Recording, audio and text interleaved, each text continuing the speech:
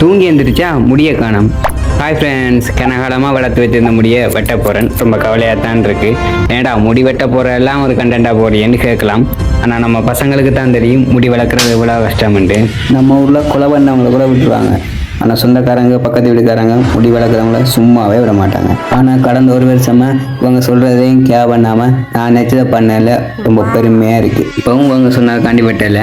முடி வளர்க்கவும் நினச்சேன், வளர்த்துட்டேன். ஸ்ட்ரைட்னிங்கும் பண்ணி பார்த்தேன். சரி, மீடியம் ஹேரில் மெயின்டைன் பண்ணலாமான்னு முடிவு பண்ணி இப்போ முடி வெட்ட போகிறேன். எனக்கு பேர் கமெண்ட் பண்ணியிருந்தாங்க முடி வளர்க்குறதுக்கு டிப்ஸு. எவ்வளோ பேச்சையும் கேட்காங்க. தேங்காய் போடுங்க தானாக வளர்ந்துடும். ஓகே, முடி வெட்டி இல்லாமட்டு சாவச்சேரி மார்க்கெட்டில் இருக்கிற பவி சலூன் கடைக்கு போயிட்டேன். அண்ணா சொல்லிட்டேன் இப்படி முடி வெட்டுங்கன்ட்டு. அவரும் வெட்டி முடிச்சிட்டாரு. செல்ஸ் கடைசியில் போகிறேன். போடுறா விஜயம் மாறணும். It's okay, I need a change too.